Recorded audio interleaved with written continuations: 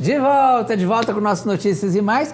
E vamos continuar com esse assunto apaixonante. A doutora Lisandra Arita continua aqui no nosso estúdio para nos ajudar a entender como fazer para que o nosso passado não condene o nosso relacionamento atual, não é isso?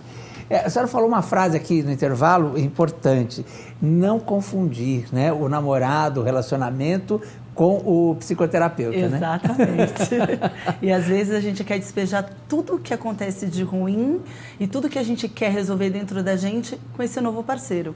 E ele não está preparado para isso e nem quer ouvir os nossos problemas. Exatamente. Ô, Lisandra, conviver, né? então é importante que cada um mantenha a sua individualidade, a sua privacidade, mesmo mantendo um relacionamento. Com certeza, para a saúde do próprio relacionamento. E às vezes as pessoas não respeitam a saúde do relacionamento. Acham que o relacionamento é um depósito de lixo emocional, e não é. Tá. E às vezes é um desabafo. A gente antes estava falando aqui de família também. Às vezes você fala assim, tá vendo, meu irmão fez tal coisa. Aí passa um tempo e fala, tá vendo, seu irmão fez... Aí você falou, pra que eu fui falar aquilo? Né? Foi às vezes um momento que você estava com raiva, que foi da boca para fora aquilo. E aí você criou uma antipatia desse novo parceiro que ainda nem... conhece o seu irmão. Ou com algum amigo também. Com um amigo que poderia se relacionar bem e ele já criou essa antipatia por ele. Aí depois você fala, nossa, mas não sei por que você não se dá bem com o meu irmão. Mas você, de tanto falar, já criou isso dentro deste novo parceiro. Aí você vai ter que ouvir aquela, mas você falou mal dele. A vida toda, reclamou. Mas ele é meu irmão e a gente não aceita isso. Agora, doutor, omitir, então, algumas coisas é aconselhável? A gente vai dizer assim que... no fundo, não está omitindo. Se de repente a pessoa perguntar ou vier à tona, talvez, se você se sentir à vontade, não tem problema falar. Omitir talvez seria no sentido de ela perguntar e você não responder nada, né? Ou algumas pessoas falam, eu minto então. Não, porque mentir, a gente vai dizer que não é congruente com o nosso emocional. Mas e se for uma coisa assim muito importante, tipo, eu já tive uma experiência homossexual, por exemplo. Mas aí não conta, e daí em determinado momento pode ser que pinte isso e você vai contar e você dizer, mas por que você não me disse isso lá no começo? Eu nem teria ficado com você, por exemplo, né? Porque tem essas coisas, quer dizer, você não sabe a cabeça do outro, né? Complicado, então, mas não é?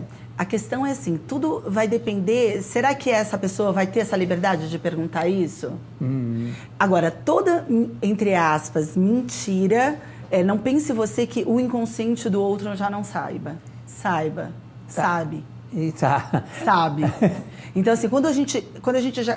Não tem aquelas pessoas quando a gente se encontra e fala assim, eu não sei porquê, mas tem alguma coisa com o que ela falou e o jeito que ela gesticulou, a fisionomia, não sei, não encaixou.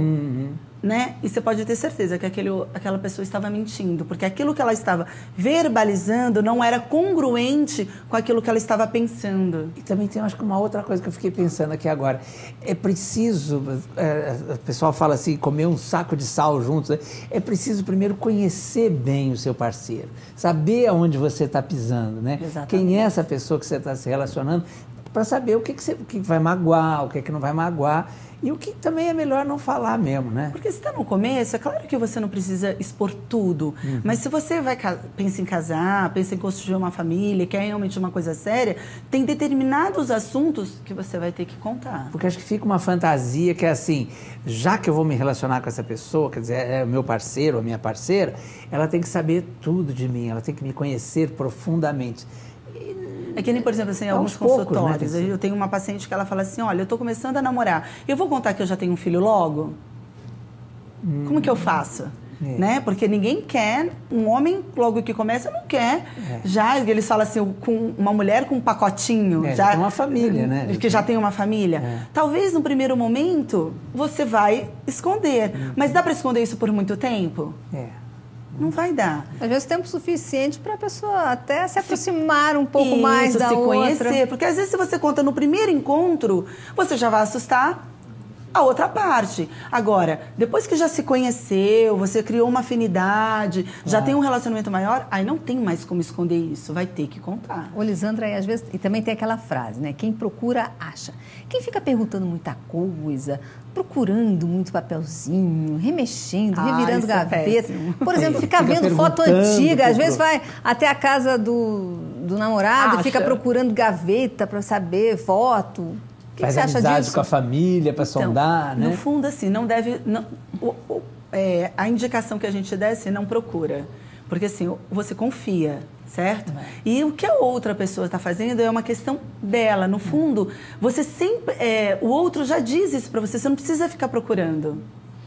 Entendeu? Para ter certeza. E às vezes faz parte, às vezes não, na maioria dos casos, fotos antigas, aquilo tudo faz parte do passado, não significa mais nada para o outro. Mas a partir do momento que você toma a iniciativa de procurar, mexer na carteira, invadir o espaço do outro porque você não confia, então é uma pergunta que você tem que fazer.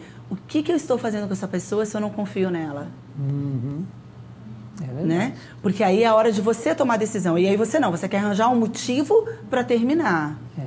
No fundo, essa inddecisão já está dentro de você. Você só está procurando, vamos dizer assim, algum motivo para falar assim, tá vendo? Porque né? Exato, essa é a palavra. Chifre da cabeça do cavalo. Só está arranjando um motivo para falar assim, olha, por isso que eu estou terminando com você. Do que assumir a responsabilidade, olha, não dá mais, eu não confio mais, tem algo que você esconde o que eu não sei o que é, não estou me sentindo segura nesse relacionamento. No fundo, essa insegurança já vem vindo.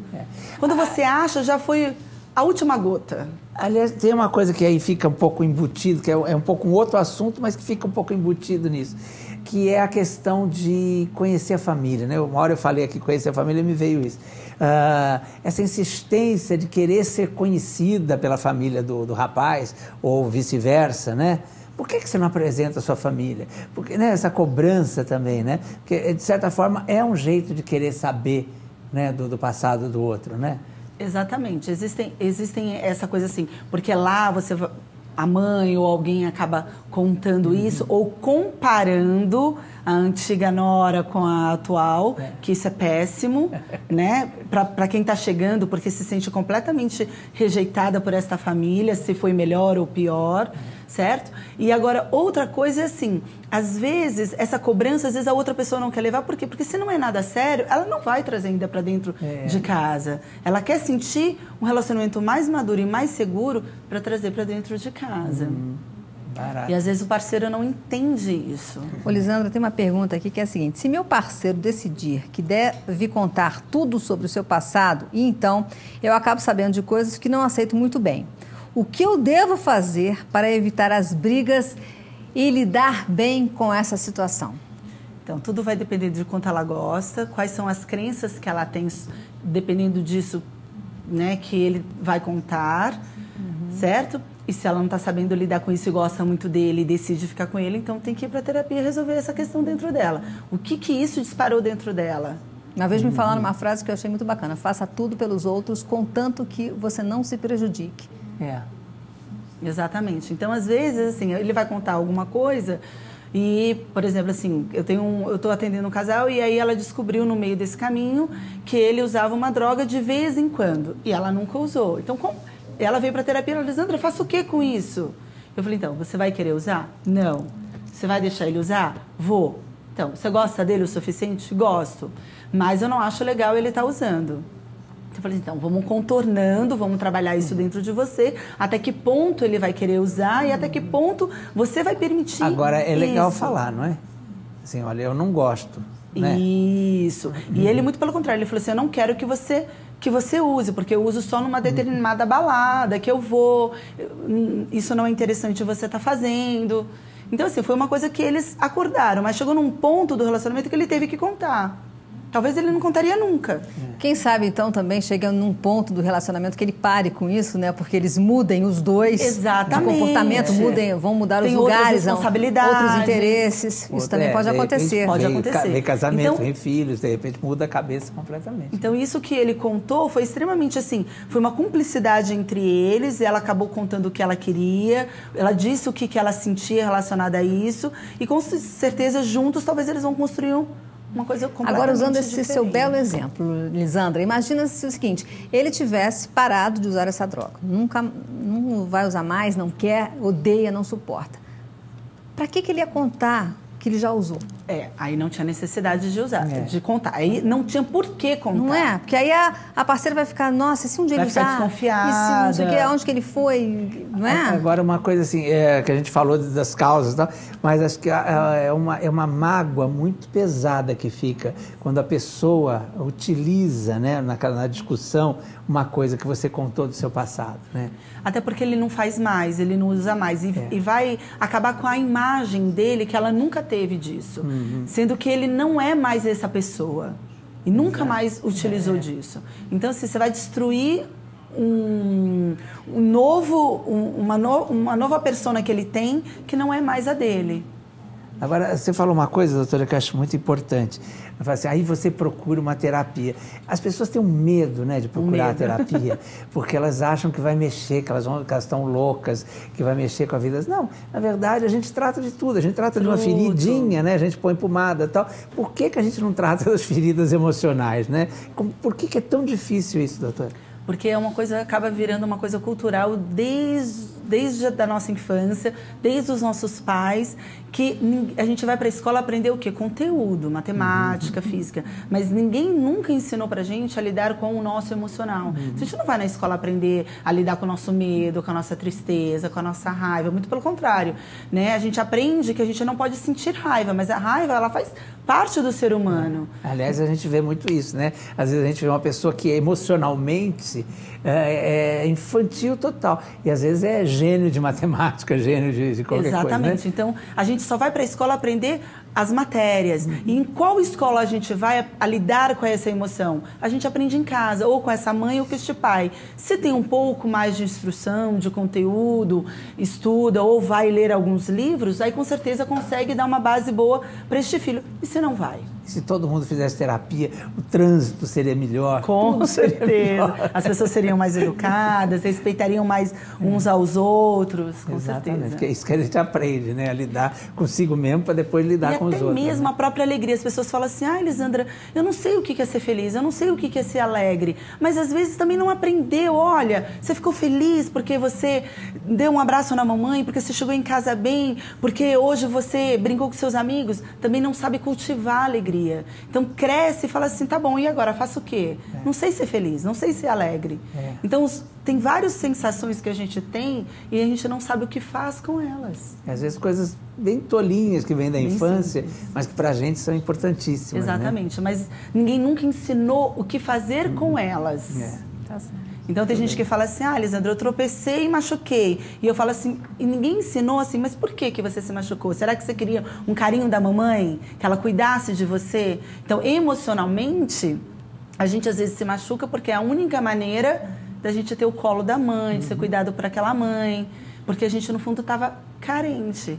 E às vezes a gente leva pro outro lado, não, se machucou, caiu, levanta e acabou. E não quer entender a parte emocional. Exato. Agora, voltando um pouco para o nosso tema, já para encerrar, por que o passado, às vezes é um passado absolutamente normal, que todo mundo tem, por que ele se torna tão assustador, às vezes, para outra pessoa, né? Para quem está chegando ou para aquele que não sabe? Exatamente, é o passado do outro sempre, né? Porque, no fundo, todo relacionamento novo, quando a paixão acaba, vem os medos, né? De quanto que eu vou gostar, de quanto que eu vou sofrer, por que eu quero tanto saber deste passado, assim. Se eu descobrir este passado, eu vou saber se eu vou sofrer muito, se eu só vou sofrer pouco. Se ele fez aquela outra, a ex dele sofrer, ou não fez, eu vou saber o que me espera. Por que fez, né? Isso Como tudo fez, né? Uma grande bobagem. Uma grande bobagem, porque que esse novo, ele pode ser completamente diferente. Então, assim, quando a gente tem mais coragem no relacionamento novo, a gente sofre menos, a gente se entrega mais, talvez aquele relacionamento nunca termine exatamente por causa disso, porque a gente deixa o medo tomar conta. Obrigada, então, Lisandra. O ser humano é maravilhoso. Obrigado. Obrigada a você. Bom, e agora vamos abrir um espaço aí para os nossos publicitários darem seus recados. Já a gente volta, ó. Pezinho no puff que esse leão é lobo e volta já com muitas fofocas.